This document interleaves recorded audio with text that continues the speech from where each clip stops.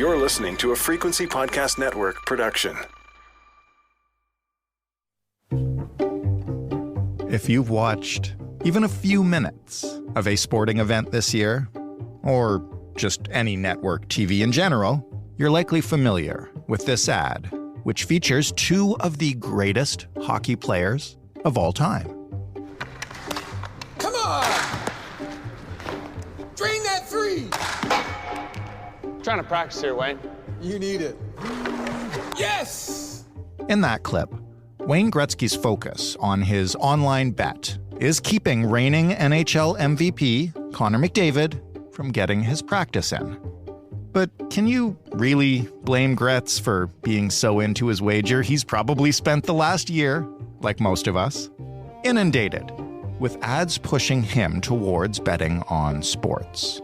Those ads are not going away anytime soon, but the ones with stars like McDavid and Gretzky or Maple Leafs captain Auston Matthews, those are. At least in Ontario, which leads Canada in online betting and is introducing new regulations around who can appear in commercials that promote the product. So who will they find to push these services next year when the regulations take effect? What do we know about the impact of this recent flood of gaming ads? How far should governing bodies go to oversee this market? And are all these ads still actually necessary? Don't we know by now that sports betting is legal? How long can marketing budgets sustain this level of saturation?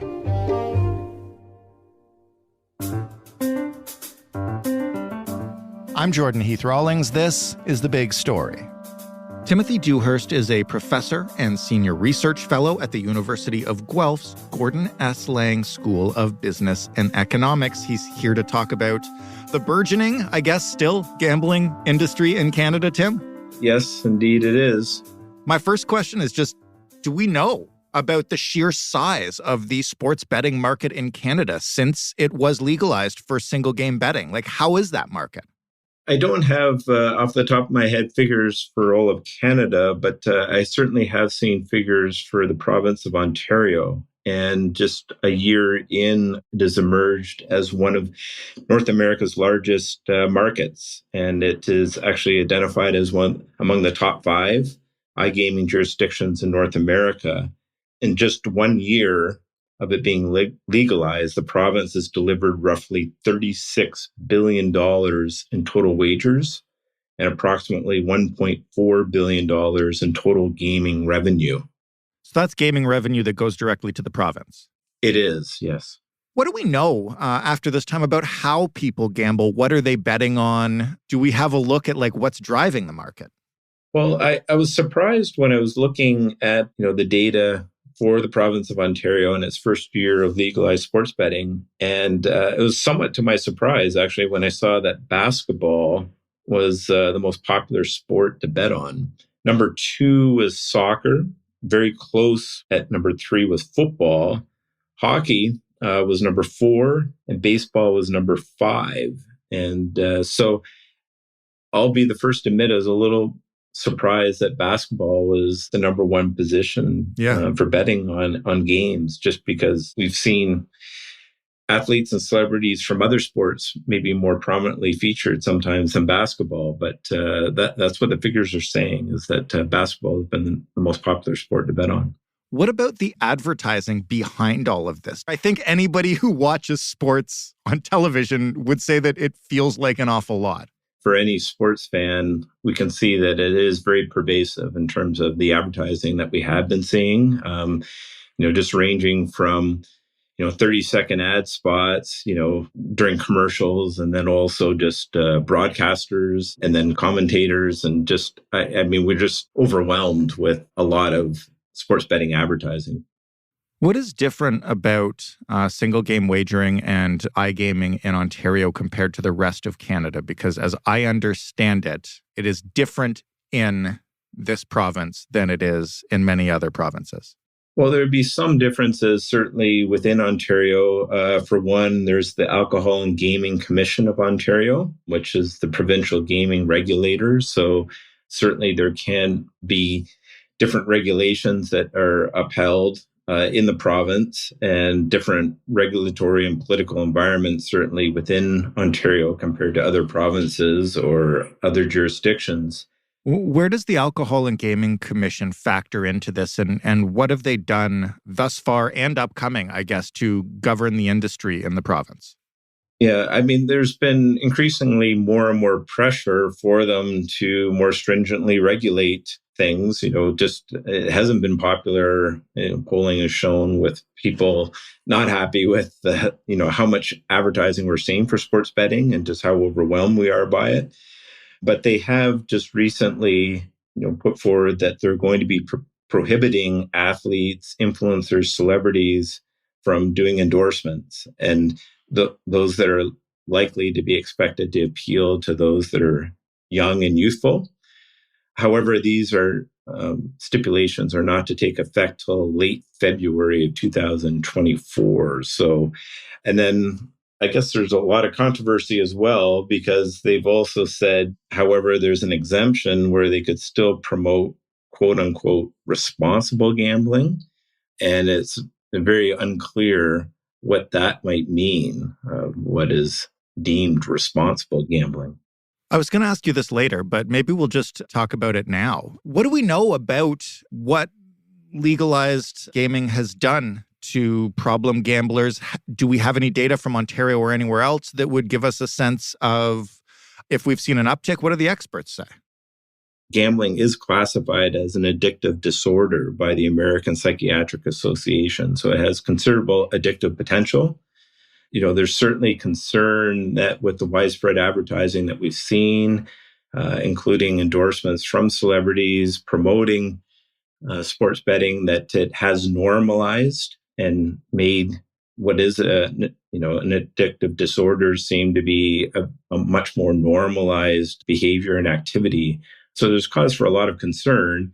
And then certainly it's well documented that advertising impacts overall consumption levels. So with the flourish of advertising that we've seen, it's certainly having an impact on the amount of people that are gambling and the size of their placed bets. Do we generally understand gambling addiction in the same way that we understand addiction to different substances?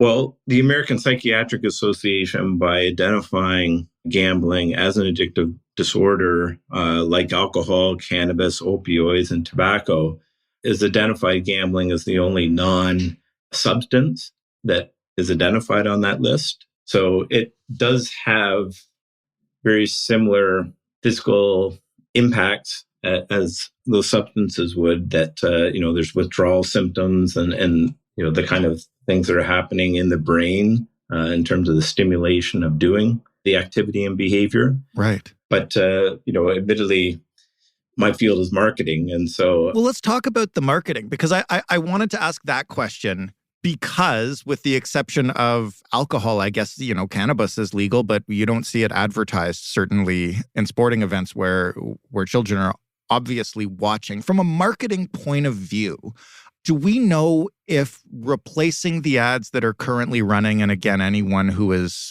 watched a game or two over the past year knows what I'm talking about, but replacing the ads that are currently running with Connor McDavid and Wayne Gretzky and Austin Matthews with more generic ads without these athletes will have any impact? Can we quantify that? There's a lot of people, and myself included, that feel that regulations do not go far enough. Really? Yeah. I mean, we will see the gambling industry be very creative, I guess, of how they try to sort of adapt to the new rules that will be coming into place at the end of February of 2024. Again, I mentioned that advertising does impact overall consumption levels, and they will find ways of finding alternatives. As much as we might not see Wayne Gretzky and Connor McDavid and so on continue to be endorsing sports betting and advertising, as long as these sports betting companies are partners of all of the major sports leagues, there'll still be an association of these celebrities and athletes with the behavior of sports betting. And so I don't think the regulations go far enough. And then there's also the issue of just even when you are watching a sports game, when you constantly see the cue of bet now, especially those that are more vulnerable to addiction, that's a cue activation of where you might be more prone to place a bet that you otherwise would not have placed.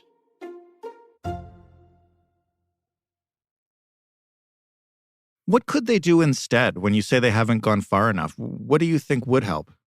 I think, considering that gambling has been classified as an addictive disorder by the American Psychiatric Association, like cannabis, opioids, and tobacco, I think that regulations could look a lot more similar to how they are for tobacco and cannabis. And so it's very stringent regulations for those product categories. Most people would think that there's a complete ban. That is not accurate. With a category such as tobacco, still to this day, there is business-to-business marketing where in trade publications, tobacco companies can still advertise to other stakeholders in the supply chain. They are also able to do information-based advertising that's not lifestyle-oriented if it's in a setting where youth do not have access. So they still could have very information-based advertising in a bar, right, where only those age of majority have access. Or they can still do direct marketing, like direct mailings and so on, to someone in their database if it's addressed to an adult by name that is verified to be of suitable age. I think there's a real call with sports betting to be similar to what we've observed for cannabis or tobacco, with the kind of advertising promotion that remains allowable. Has the commission said anything about why it hasn't gone there or what's behind this new decision but not going any further?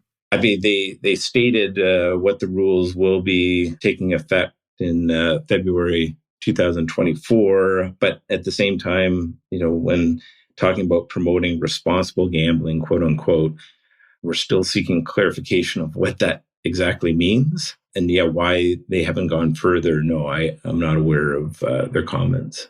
What will you be watching for in the months to come when you look at the amount of advertising, what kind of advertising, where it's being shown? When you sit down to watch a game and you see this stuff, what are you thinking and wondering about? I guess just even from a casual fan standpoint, I was recently at a Blue Jays game and I was sort of taken aback with the in-game experience of how much we're now surrounded by sports betting ads. An example would just be a lot of signage for sports betting, just surrounding the field and on the walls of the stadium and so on. But what struck me the most was actually on the scoreboard just before the game was to begin. On the scoreboard, they were talking about sort of the over-under and things like that. And so it really is having an impact on how people view the game of, you're just about to watch the start of the game and you're now thinking about how many runs are expected to be scored in that game and implying that you might want to place a bet on that particular game. Where might we expect the industry to go from here as it matures? I don't know. How long does it take like a nascent industry to reach, an equilibrium where we can kind of say, this is the level that it's at, this is the kind of marketing that's successful, and this is what'll remain? Like, we've covered cannabis a lot on this show, and, it took them a few years to figure it out. Yeah, I mean, I guess cannabis, though, has been pretty much from the onset very stringently regulated. So it certainly is different than what we've seen for sports betting and with the legalization of online gambling, of where I don't think it was anticipated that we would be seeing the kind of advertising and promotion that we, in fact, have. I think, in the short term, what I think will be interesting to observe is just how crafty sports betting advertisements become. The fact that they will find ways to circumvent the spirit of regulations that are being put in place. And so the fact that despite there being a prohibition of athletes and influencers and celebrities from endorsing online gambling, there was that exemption, but they can still promote, quote unquote, responsible gambling. And so will we see Wayne Gretzky still appearing in future gambling ads, but in the guise of, promoting responsible gambling, and to what extent that will be the message that really is the takeaway message for a lot of people. So if young people see Connor McDavid in a so-called responsible gambling ad, will the responsible part, whatever that means, be the overriding message, or will it be more just that Connor McDavid is promoting sports betting at the end of the day? Tim, thank you so much for this. My pleasure. Tim Dewhurst, professor and senior research fellow at the University of Guelph's Gordon S. Lang School of Business and Economics. That was The Big Story. For more, head to thebigstorypodcast.ca. You can find all of our episodes there. I don't know if you'll ever hear a gambling ad on this show, but if you do, soon it won't feature Wayne Gretzky. You can talk to us, let us know what you think about gambling ads in general, or anything else that you think we should cover or not cover, or talk about or not talk about, or that you like or hate about the show. We welcome any and all feedback, and you can do it on Twitter at TheBigStoryFPN, by sending us an email at hello@thebigstorypodcast.ca, or by calling us up and leaving a voicemail. That phone number is 416-935-5935. Thanks for listening. I'm Jordan Heath Rawlings. We'll talk tomorrow.